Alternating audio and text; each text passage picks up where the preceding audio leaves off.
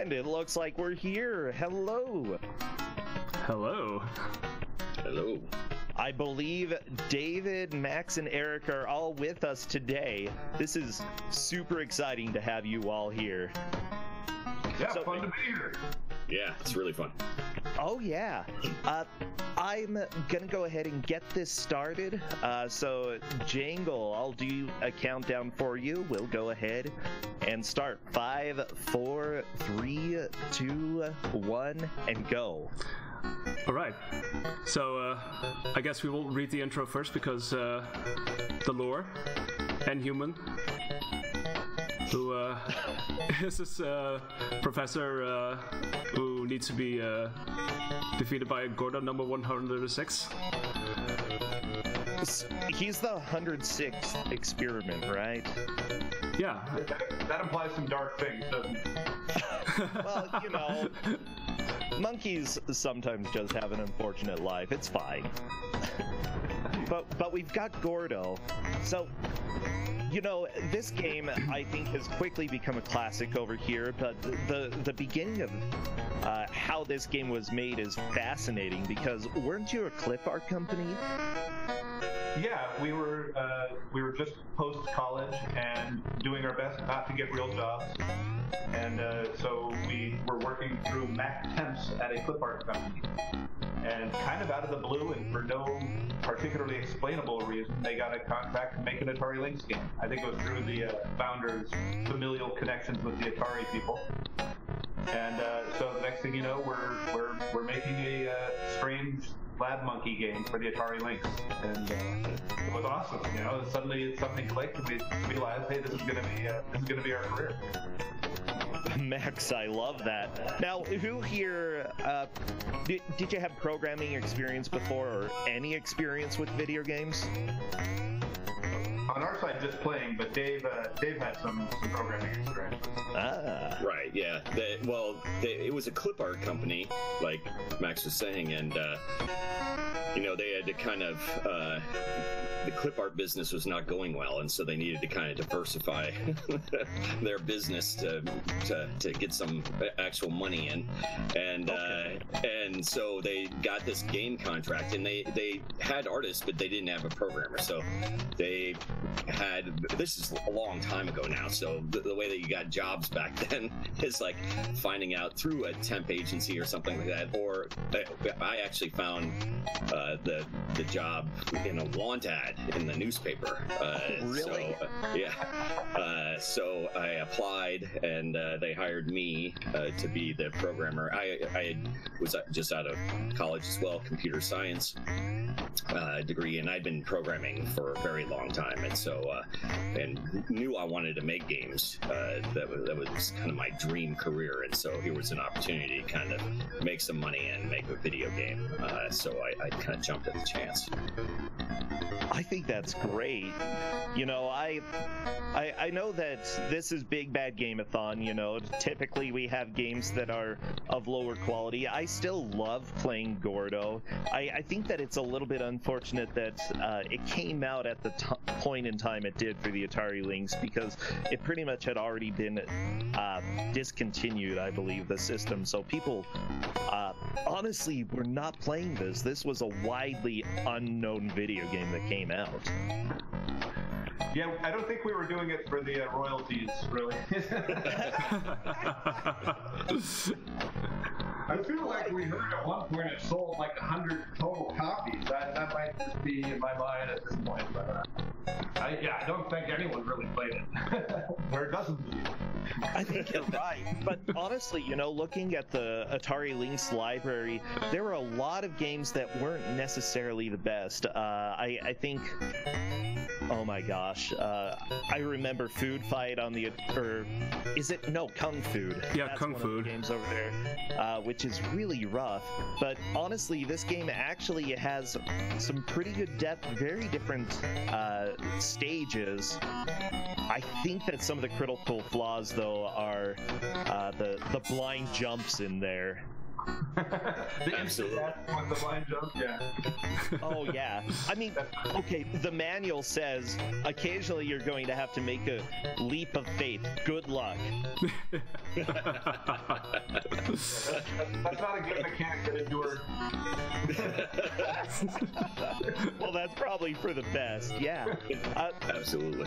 So I still love that this is, you know, a silly game, definitely a lot lighter than most of the games that you've had later on in your careers. So, what did you really want to do when it came to games? Well, at this point, it was really just make a game at all. And, you know, we were happy for the opportunity and kind of happy for the ability to make something that was just kind of pure fun and humor, you know? I mean, we really obviously had some fun with the whole concept of this. But had no expectations, you know, really beyond we're employees of this clip art company that get to make a game. Yeah, I think that we got the idea. I believe Ephraim, our boss, had the idea. Yes. Basically, the Gordo lab monkey, he would escape. And basically, he was kind of absentee after that. He was a guy, but he just left it in our hands. What do you do with the game? And so this is the result of guys just making it up. So we didn't know what game dynamics were. Dave was a big player of games, but I didn't really play games at all at this point. So Really? yeah, maybe I played some Tetris or things, but I had no idea what I was doing. So I kind of feel like it was just, yeah, this is what happens when you give some kind of creative guys leeway to make up what a game even is. You know, we had a couple of games to kind of base this on. I forgot what they even were. So we knew what platformers were. Yeah. I think David gave us had more experience with games, kind of led that more. What do you remember, Dave? Yeah, I think that's pretty accurate. I think that you know, Mario and platformers in general were very popular at the time, so I knew that is the direction we want to take with this. It was pretty simple that we wanted to kind of make, if we're just going to make a game, this is the simplest kind of game that was kind of universally accepted at the time. So, you know, getting the technology down to make a platformer and have levels and all that stuff was kind of I thought was a good beginning for any company that would want to make video games. To have one that has the technology to make a platformer was kind of critical at the time. So it was really kind of fun to kind of make code that I thought was going to, you know, be the basis of something that could be eventually much larger, but at least my first professional video game. Yeah, I love it. You know, looking around at 1993, some of the, especially for PC games that were coming out, they really started moving away from platformers with Doom and Myst and Day of the Tentacle during that year. But on consoles, you know, we had Kirby's Adventure, which came out that year, Disney's Aladdin, which for a game based off of a movie was surprisingly good. And Super Mario All-Stars came out that year, getting people excited again about those old games. So I think you were right in the right vein when it came to developing a game here. Yeah, I think that also, even though you mentioned games like Doom and stuff that came out then, the consoles just weren't as powerful as the PCs, especially this console. This is a portable, you know, equivalent of a Game Boy at the time, and so the fact that it actually had color, which was a big deal. Room. He just went in the insta-kill room. Yes. So whose idea was that? Yeah. Hard to remember. Nobody wants to admit it. I fought against this personally. Just blame the owner, okay? He's like, you have to have an instant death room.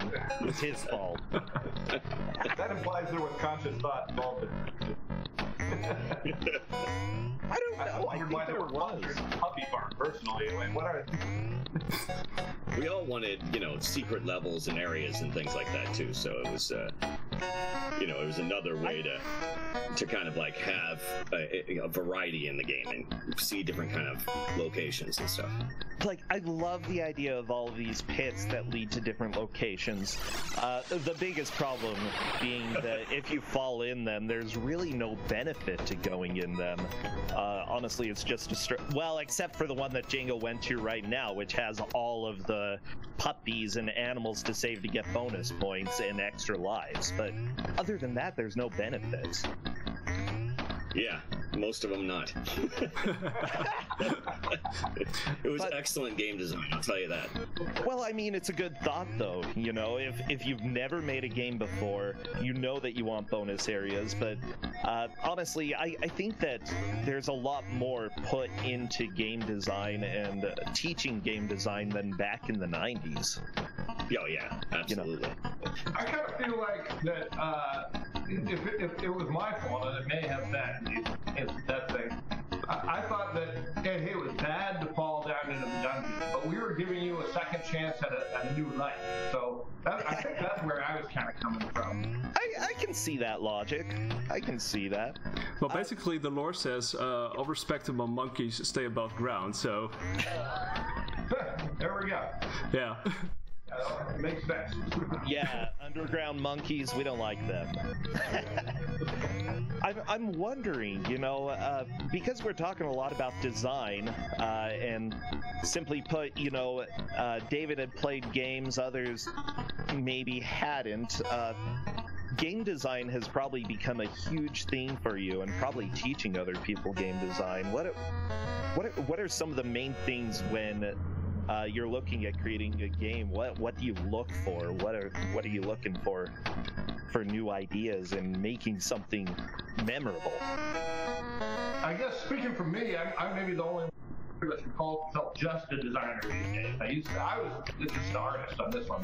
This is Eric, right? This is Eric, yeah. And nowadays, I'm pretty much just a designer, maybe some business stuff. But I think that, and it kind of carries over, I just want to bring a smile to people's face with new discoveries. You know, so I think if anything from this game, it was just the creativity of, hey, what would be on these levels? What would be the challenges? But so I don't know if I took anything forward from this into the modern games that I make. Well, I mean, the putting a smile on people's faces, look at how funny some of these characters are. I mean, the guy just walking around, it's got a charm, and every set of 3 stages feels unique in this. I'd say that, yeah, you got it there. That was pretty successful. We had a lot of fun. Just we laughed a lot just making these levels, making the characters, looking at the animation. So it was really fun and funny for us to make, if I recall. We weren't serious yet at this point, though. You know, this is before that it was even going to be an actual career. I think we all kind of finished this and said, "Hey, that was kind of fun. Let's do this." And then we got serious about it after that. But at this point, we were just thought it was lucky to be making a game at all, and we're just going to have fun with it. And yeah, I think that was probably a healthy attitude. I love that. Honestly, I put on a bad video game tournament, and usually I go through and look at the different people in the credits and see where they moved from there. There are a lot of people who just, you know, they had one game, they had a few games and moved on to a different career, but then a handful start out with something rough, but it gives them a starting place, and then they move on to make amazing video games from there. And yeah, I think this is, you know, the game has its flaws, but it's a great starting place. And it certainly ignited in us the knowledge that we're actually going to do this seriously now. It really, before this, was not even a thought. It probably was more for David than Eric and myself. But I think all 3 of us realized after this is going to be a long-term thing. We're not going back to clip art after this, really. Yeah, what did you move on to after this? What were the games that came after Gordo? Oh gosh, when we exited the clip art company that went out of business, and they couldn't pay our paychecks, so we got a bunch of computers and printers and stuff compensation. But we started a company, and we made some Game Boy and Game Gear football games. Okay. We did the NFL PA. It was Quarterback Club was the franchise. We did a couple of years of that. Let me back up real quick. Right when this company that made this Gordo crashed, Max and I and one of the other programmers, not David. David had moved on to better things already. But we started another little company just on our own to make a sequel to this. It was, I forgot, Gordo 1062 or I don't know, 107 or I don't know what it was called at the time.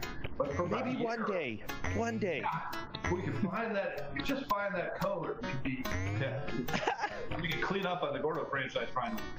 So we have a Chinese publisher and a Hong Kong publisher called DTMC, and they were funding us to make a sequel to this for the SNES. Yeah, Super Nintendo. Yeah. And that kind of fell through, and when it fell through, at the same time, David's operation was moving to Texas. So we got back together and started what then became Blizzard North, and that's what Max was watching. Yeah, we did the Game Boy and Game Gear football game, and then we got a contract to make a Street Fighter clone in the Justice League universe, and we made. Oh yeah. For the We might be doing that fairly soon, sometime. Like, I really want to play through that. Here's a weird story there, though, is we were signed to make the Sega Genesis version, and another company entirely was signed to make the Super Nintendo version. Unbeknownst to us. Yeah, and they did not put us in touch at all. So there's not a single pixel or bit of code that is common between those two games. Are you serious? Yeah, and the kicker is that other group turned out to be the Blizzard guys. And that's how we met the Blizzard guys and started the whole association with them. Oh, I love it. You know, Jangle has actually beaten the game already. I think we're like really involved in this discussion. Yeah, I'm just currently discussing on Discord. I'm gonna just fool around a little bit longer, so you'll go ahead and talk a little bit longer. Yeah, you know, the gameplay value there. I'm really glad you all did this because, you know, one of my earliest childhood memories, I grew up in Utah in a very religious family, but for some reason they allowed me to get Diablo for my birthday. For some reason the CD itself was corrupted, and we ended up having to go back to Walmart and argue with them to get it switched out. But seriously, that was one of my favorite childhood memories, you know. And it's kind of funny to look at this game, to look at Gordo and think, you know, if you hadn't started working on this, something that's a little goofier, something that has problems, you know, some flaws, that I might not have had that in my childhood. That's right. If there was no Gordo, there would have been no Diablo. That's true. Yeah, so it's just amazing to me. I absolutely love it. I'm trying to think, is there anything else that we should know about Gordo that we don't know yet? I mean, one thing that's fun for me to just look at while we do this, this was my first stab at ever doing anything animated. Like, what would even be a cycle of animations? Oh, yeah. And we had a good artist who did the monkey stuff for us. I would trace over those pixels.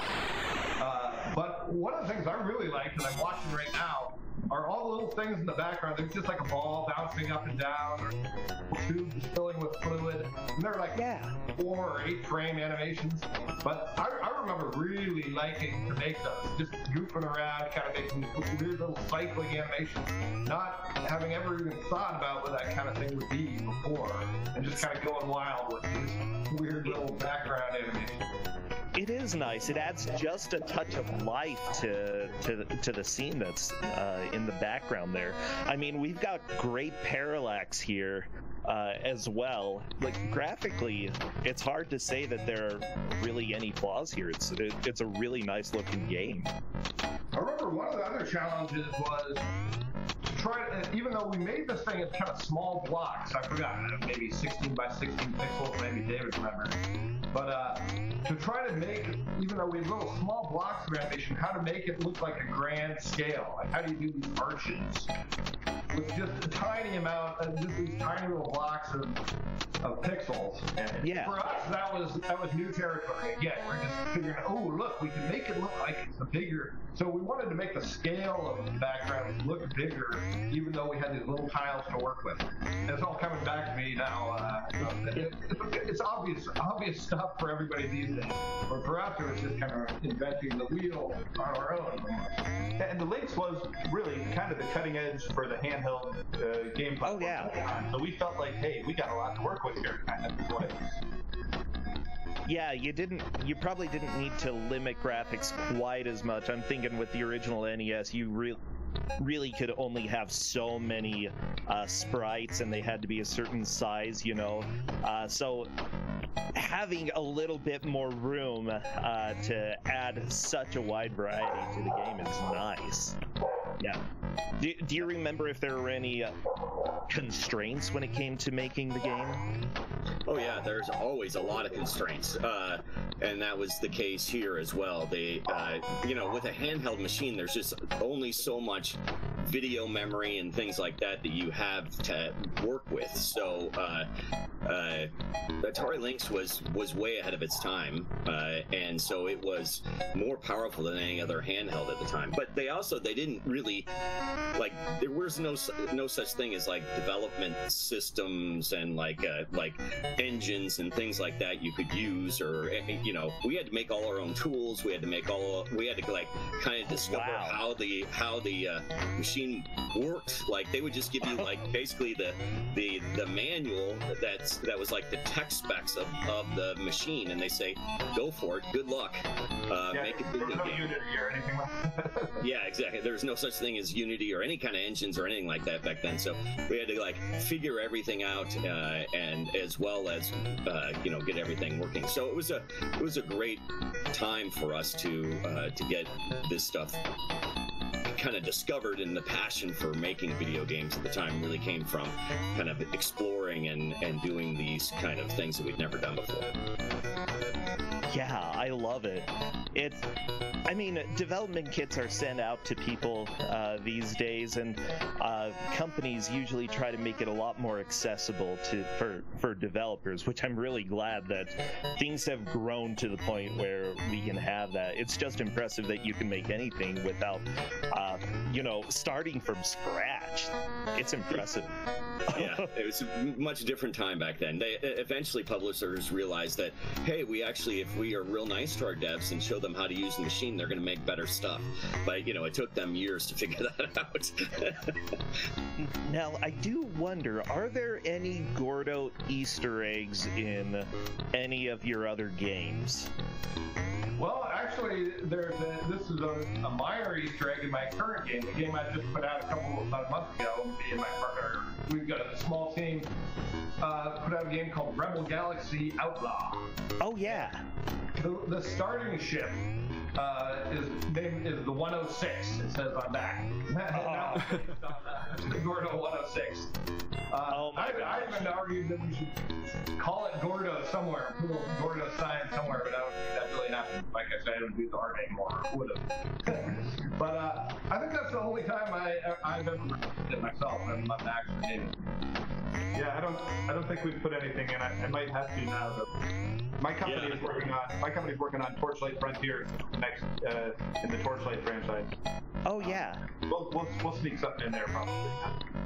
Now that I know for David, we could go ahead and just sneak in a Gordo boss in It Lurks Below. I would love. Absolutely. And human, perhaps. Fits right in. Oh, 100%. I can definitely easily add some kind of item or something that would be a tribute to it for sure. Maybe I'll do that. Maybe I'll do that today. I do know that people in chat are really excited about Torchlight. I've really enjoyed playing it. Lurks below. I need to check out Rebel Galaxy Outlaw. Where can we get that? It is available exclusively on the Epic Store. I'm sure everybody's excited to hear. I've got that on my computer. I got it for Untitled Goose Game, okay? Yeah. And, for the PC on the App Store, soon we will put that out for the Switch and the PS4, possibly Xbox after that. And then after a year, it'll go on to Steam. But it's available now on the Epic Store. And hit me up offline. I'll send you a code. Good. Well, no, you don't have to send a code for being here. Honestly, it's just been an absolute blast having you here. I think, Janglestorm, as the player of the game, is there anything that you want to ask at this point? I think we're almost. Yeah, I think we're move on. I think we're pretty much done. It's you haven't seen me, or because I don't have my webcam on, but I've been smiling non-stop, really. I mean, it's just incredible. I cannot describe it. Do you have any questions for them, Janglestorm? Gosh, this is a tough one. I don't know. Oh, did you know that you could skip the quote-unquote boss in level 5-3? Which boss is that? Let me see if I have a save state for that. I can probably send you there.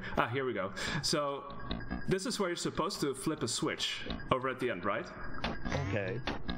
And, well, you can just skip the level, like this. Well... Did you know that was possible? I did not. I don't recall Good speedrunning tactics, though. That's for. Yep. Yeah. So, for sure. That is sure a good speedrunning feature for the game. Yeah, the thing is, the runners put a lot of work and play many hours, and honestly, it's not really a problem. I think when we find exploits, it's kind of exciting to be able to see them. Janglestorm has put, I think, probably more time playing this than anybody else ever. Probably. Possibly, yeah. I'm really glad he owns a copy of the game. It's just been a pleasure to have you all here, and honestly, it's just exciting when there are developers who put out games that maybe aren't the best out there. It still is often the starting spot to a fantastic career. Thank you. It was really fun to watch. Thanks. So I had a good time. Yeah, me too. Thank you, Max. It was Thank fantastic. You, Eric and David. Thank you to all three of you for making this game and for letting this be part of my life, I guess. Thank you so much. You're very welcome. And also, I can also do a shout out to Faizu, because Faizu was the one who actually managed to somehow get all of this together through his connections, and I don't know how he did it, but he somehow did it, and it is amazing. So, massive shout out to Faizu for this. Yep.